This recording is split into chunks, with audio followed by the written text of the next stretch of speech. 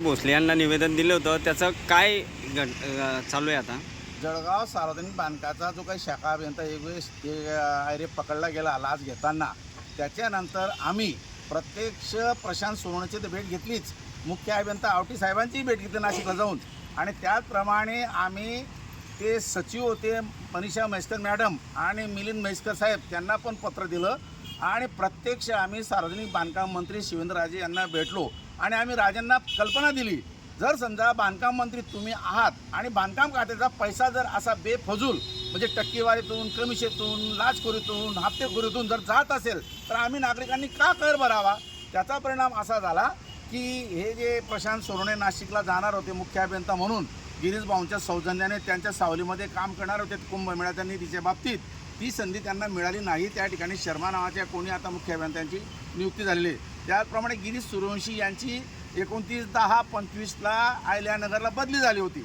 इनफॅक्टमध्ये यांनी आजाराचं कारण सांगितलं आणि यांचाही प्रयत्न होता की आपण जळगावला राहावं। म्हणजे काय, जळगावला अनेक अभियंता बदली झाल्यावर पण जात नाहीचं कारण इथं खूप मोठा मलेला मिळतो, आणि याला जबाबदार असा आहे की आमच्या जळगाव जिल्ह्यातील आमदार, जळगाव जिल्ह्याचे पालकमंत्री हे त्या भ्रष्टाचारात सामील असावे असा मला संशय येतो। म्हणून मी बायनेम सांगतो की आमदार सुरेश भोळे आणि पालकमंत्री गुलाबराव पाटील, तुमची जबाबदारी आहे।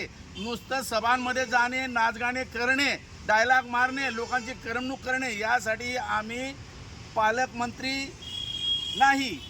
पालकमंत्री हा जबाबदार व्यक्ती आहे, आणि नुसतं मामांनी सगळ्या लोकांना आशीर्वाद द्यावे यासाठी आमदार नाही, मामांनी सुद्धा पायीचा हिशोब घेतला पाहिजे। जर जशी दखल मनीषा म्हैसकर मॅडमने घेतली, मिलिंद म्हैसकर साहेबांनी घेतली, तर जशी दखल त्या शिवेंद्रराजेंनी घेतली, यांचं या ठिकाणी प्रमोशन अडवलं आणि दुसऱ्यांनाच दिलं, तशी दखल आमच्या मामासाहेबांनी घ्यावी।